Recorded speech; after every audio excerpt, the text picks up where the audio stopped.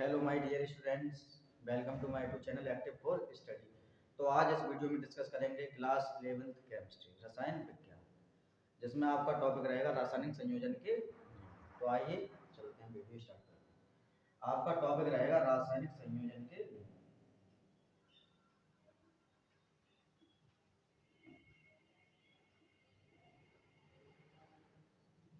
रासायनिक संयोजन के नियम।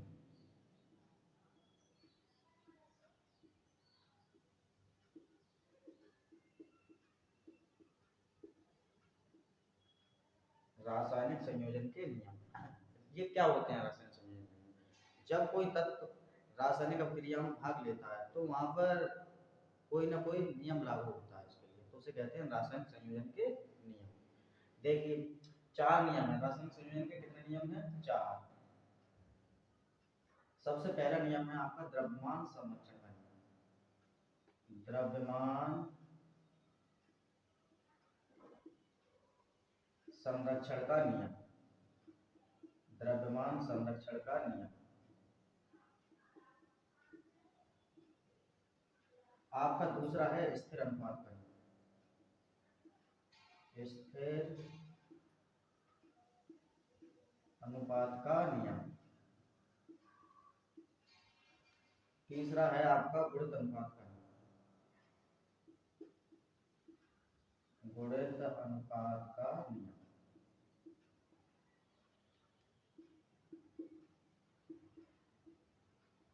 चौथा है आपका व्युत्क्रम अनुपात का नियम। व्युत्क्रम अनुपात का नियम।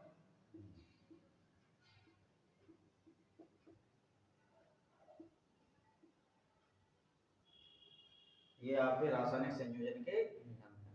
तो हम सबसे पहले डिस्कस करेंगे द्रव्यमान संरक्षण का नियम। ये क्या होता है? जब कोई तत्व, देखिए, जब कोई तत्व रासायनिक संयोग करता है तो उसमें इन चारों में से कोई ना कोई नियम लागू होता है, तो उसे क्या कहते हैं? रासायनिक संयोजन के नियम। कितने हैं? चार। पहला द्रव्यमान संरक्षण का नियम, दूसरा है स्थिर अनुपात का नियम, तीसरा है गुणित अनुपात का नियम, चौथा है व्युत्क्रम अनुपात का नियम। ठीक, तो सबसे पहले हम डिस्कस करेंगे द्रव्यमान संरक्षण का नियम। ये क्या होता है? चलिए बाकी ये रफ कर देते हैं।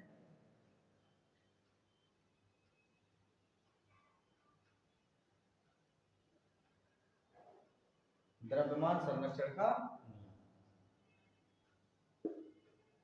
सबसे पहले हमें यह पता होना चाहिए द्रव्यमान क्या होता है। द्रव्यमान क्या होता है? द्रव्यमान किसी वस्तु में उपस्थित पदार्थ की मात्रा। किसी वस्तु में उपस्थित पदार्थ की मात्रा। पदार्थ की मात्रा। द्रव्यमान क्या होता है? किसी वस्तु में उपस्थित पदार्थ की मात्रा को क्या कहते हैं? द्रव्यमान कहते हैं। जैसे मेरे पास कैल्शियम कार्बोनेट है, CaCO3, कैल्शियम कार्बोनेट। इसमें इसका क्या द्रव्यमान है? या इसमें किसी वस्तु में उपस्थित पदार्थ की मात्रा, तो इसमें कितना पदार्थ उपस्थित है वही क्या हुआ? इसका द्रव्यमान।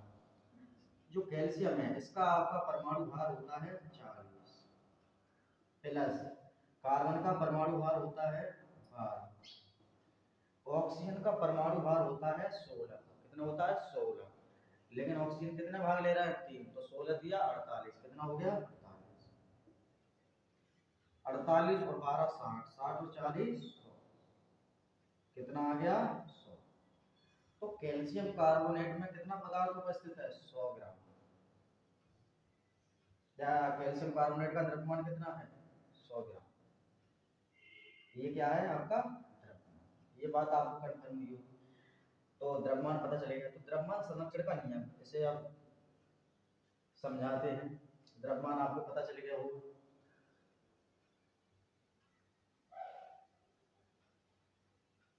सबसे पहले देखिए, इस नियम का प्रतिपादन, इस नियम का प्रतिपादन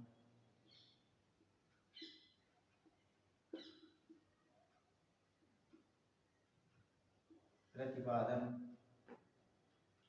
वैज्ञानिक लेवोसिए ने किया। लेवोसिए ने सन 1789 में किया था। इस नियम का प्रतिपादन किसने किया था? लेवोसिए। ठीक, लेवोसिए वैज्ञानिक था, उसने सन 1789 में द्रव्यमान संरक्षण का नियम दिया था। इस नियम के अनुसार देखिए ये क्या कहना चाहता है, रासायनिक अभिक्रियाओं में, किसी रासायनिक अभिक्रिया में, किसी रासायनिक अभिक्रिया में, रासायनिक अभिक्रिया में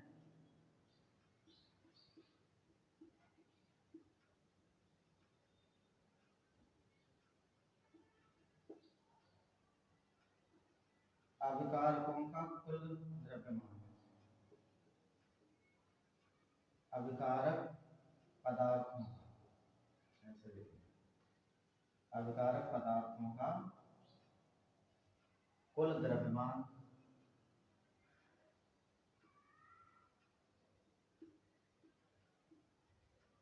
कुल द्रव्यमान उत्पाद पदार्थों के, उत्पाद पदार्थों के कुल द्रव्यमान के बराबर, कुल द्रव्यमान के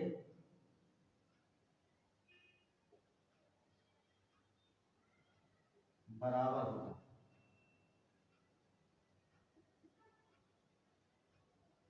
बराबर होता है।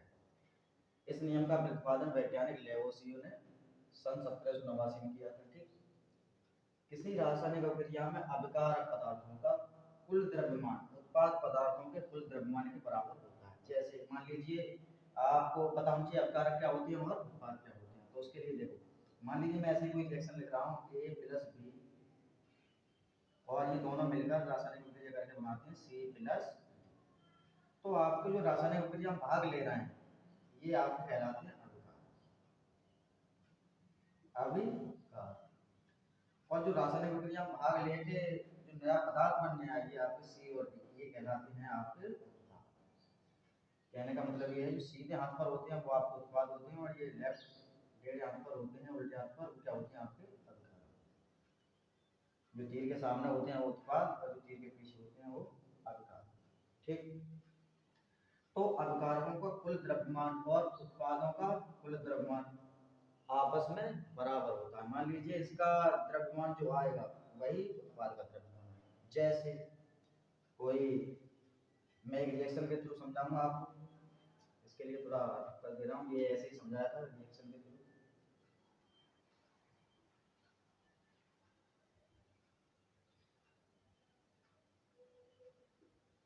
कैल्शियम कार्बोनेट CaCO3, इसे गर्म करना, क्या करेंगे गर्म, तो ये बनाएगा कैल्शियम ऑक्साइड CaO प्लस, इसमें से निकलती है कार्बन डाइऑक्साइड, ये आपका कैल्शियम ऑक्साइड है, और ये कार्बन डाइऑक्साइड है, और ये कैल्शियम कार्बोनेट है। अब देखिए कैल्शियम कार्बोनेट का द्रव्यमान, ये क्या है, अभिकारक है आपका, और ये उत्पाद है, तो इसका द्रव्यमान और इसका द्रव्यमान आपस में क्या होगा, बराबर होगा। जैसे कैल्शियम का परमाणु भार कितना होता है, 40, मैं अभी थोड़ी देर पहले निकाला भी था। कार्बन का भार है, ऑक्सीजन का 16 होता है, 3 ऑक्सीजन है तो हो गया 48, तो टोटल हो गया आपका 100 हो गया। ठीक, कैल्शियम कार्बोनेट का द्रव्यमान कितना हो गया, 100 हो गया। ठीक, कैल्शियम का यहाँ पे कितना होता है 40, प्लस ऑक्सीजन कितना होता है 16, 40 और 16 कितना हो गए 56। ठीक, अब कार्बन का कितना होता है 12, ऑक्सीजन एक का होता है 16, तो दो का कितना हो गया 32, 32 और 12 को जोड़ोगे तो कितना आएंगे 44। ठीक, अब देखिए इसका कितना आया था 100, और इसका कुल द्रव्यमान क्या है, उत्पाद का कुल द्रव्यमान कितना, 56 ये है प्लस 44 ये है, जब 56 और 44 दोनों जुड़ेंगे तो कितना हो जाएगा 100 हो जाएगा। अब देखिए अभिकारक का द्रव्यमान और उत्पादों का कुल द्रव्यमान, या अभिकारक का कुल द्रव्यमान और उत्पादों का कुल द्रव्यमान आपस में क्या है, बराबर है, अर्थात इस कांस्टेंट है, ठीक। CaCO3 का कितना है 100, कैल्शियम ऑक्साइड और कार्बन डाइऑक्साइड दोनों का मिलाकर कितना है 100। और देखिए इस रिएक्शन से ये भी पता चलता है कि कैल्शियम कार्बोनेट को या 100 ग्राम कैल्शियम कार्बोनेट को गर्म करने पर हमें 56 ग्राम कैल्शियम ऑक्साइड प्राप्त होता है और 44 ग्राम कार्बन डाइऑक्साइड गैस प्राप्त होती है, ठीक। तो ये वाली आपकी समीकरण है वो किसको फॉलो कर रही है, द्रव्यमान संरक्षण का नियम या द्रव्यमान संरक्षण के, ऐसे कहते हैं। देखिए इसको दूसरा नाम जो है वो है द्रव्य की अविनाशता का नियम, इसे द्रव्यमान संरक्षण का नियम भी कहते हैं और द्रव्य की अविनाशता का नियम। ऐसा क्यों, द्रव्य अविनाशी है, कैसा है, अविनाशी है, मतलब इसका विनाश नहीं किया जा सकता, ना ही तो इसे उत्पन्न किया जा सकता है और ना ही इसे नष्ट किया जा सकता, लेकिन एक रूप से दूसरे रूप में परिवर्तन किया जा सकता है। द्रव्य कैसा है आपका, अविनाशी है, इसका विनाश नहीं किया जा सकता, ठीक। तो इसे द्रव्य का अविनाशी नियम भी कहते हैं या द्रव्यमान संरक्षण का नियम, बात एक ही है, ठीक है। तो ये आपको समझ में आई, कैल्शियम कार्बोनेट का टोटल 100 ग्राम था, ठीक है, द्रव्यमान, और कैल्शियम ऑक्साइड का 56 ग्राम और कार्बन डाइऑक्साइड का 44 ग्राम, तो टोटल ये कितना हो गया 100। तो ये क्या है आपका द्रव्यमान संरक्षण का नियम। अब देखिए किसी रासायनिक अभिक्रिया में अपकारक पदार्थों का कुल द्रव्यमान, अपकारक पदार्थ एक है तो एक का लगेगा, दो होते तो दो का लगता, ठीक। कुल द्रव्यमान कितना है 100 ग्राम मान लीजिए, ठीक। उत्पाद पदार्थों के कुल द्रव्यमान की, कुल द्रव्यमान कितना होता, उत्पाद पदार्थ 56 प्लस 44 के बराबर, के बराबर होता है, 100 बराबर 100 बराबर है नहीं, तो ये था आपका द्रव्यमान संरक्षण का नियम। अब देखिए अगला आपका है, चाहे तो आप इसका स्क्रीनशॉट ले सकते हैं,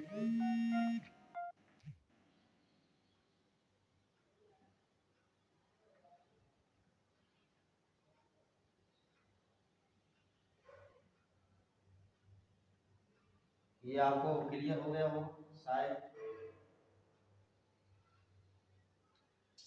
अब आपका दूसरे नंबर पर मैंने बताया था, पहले तो द्रव्यमान संरक्षण का नियम जो हो चुका है, ठीक। दूसरे पर क्या था, स्थिर अनुपात का नियम, स्थिर अनुपात का नियम, अनुपात का नियम, स्थिर अनुपात का, ये क्या है स्थिर अनुपात का नियम क्या है, ठीक। देखिए इस नियम का प्रतिपादन, इस नियम का प्रतिपादन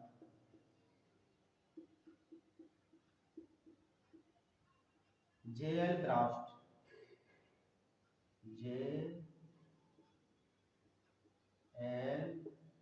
क्राउस्ट,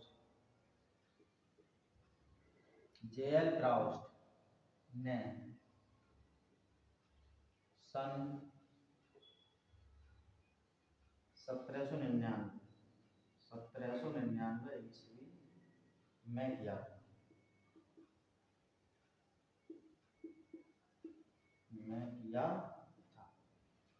देखिए इस नियम के अनुसार, ये नियम क्या कहना चाहता है, देखिए सबसे पहले इस नियम का प्रतिपादन किसने किया था, J.L. क्राउस्ट ने, कौन से सन में किया था, 1799 में, ठीक है। ये क्या कहना चाहता है, जब कोई तत्व, जब कोई तत्व रासायनिक संयोग करते हैं,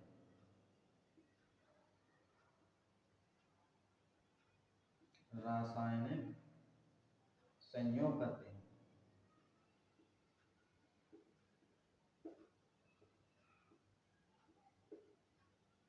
संयोग करते हैं, तो उनमें,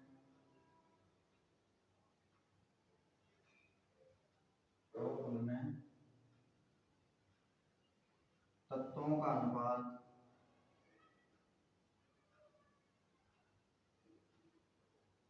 देखिए जब कोई तत्व रासायनिक संयोग करते हैं तो उनमें तत्वों का अनुपात स्थिर रहता है, स्थिर रहता है, चाहे यौगिक किसी भी विधि से क्यों न बनाया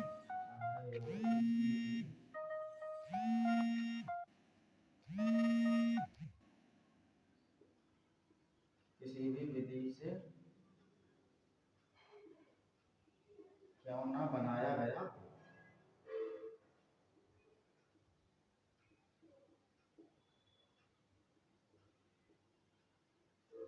जब कोई तत्व रासायनिक संयोग करते हैं, मान लीजिए कोई तत्व है वो रासायनिक संयोग करेंगे और रासायनिक संयोग करेंगे क्या बनाएंगे, कोई यौगिक बनाएंगे, ठीक। जब तत्व आपस में मिलते हैं अणु बनाएंगे या यौगिक बनाएंगे, तो उनमें तत्वों का अनुपात स्थिर रहता है। तत्वों का अनुपात क्या रहता है, स्थिर।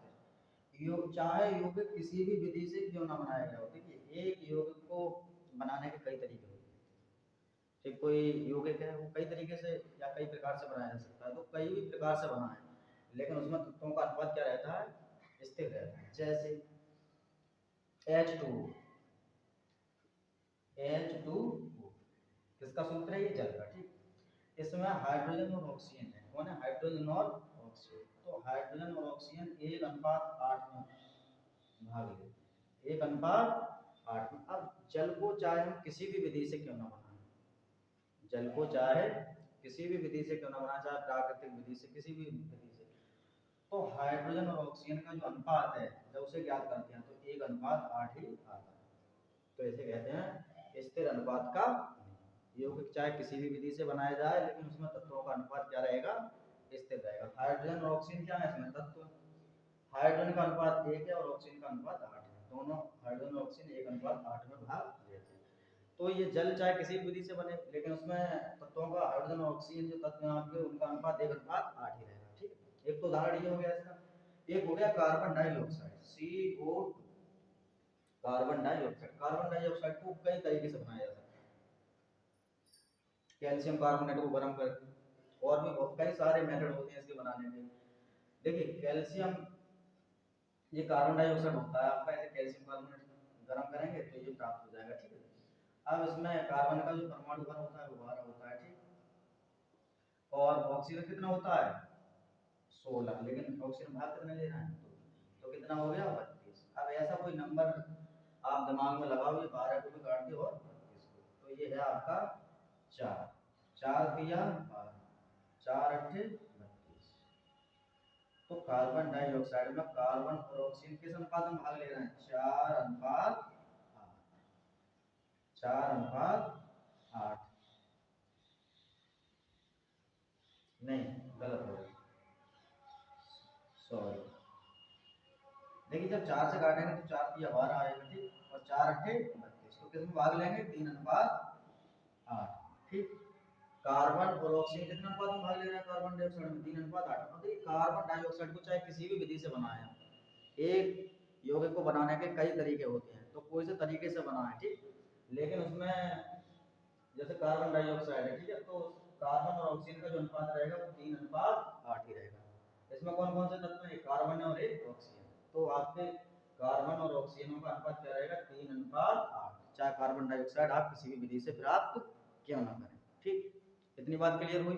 अब देखिए आपके दो नियम हो गए, पहला था द्रव्यमान संरक्षण का नियम और ये था स्थिर अनुपात का नियम, ठीक। अब आपके जो दो बचे, ठीक है, वो नेक्स्ट वीडियो में कराएंगे। तो चलिए वीडियो यहीं अंत करते हैं, मिलते हैं नेक्स्ट वीडियो में। जय हिंद।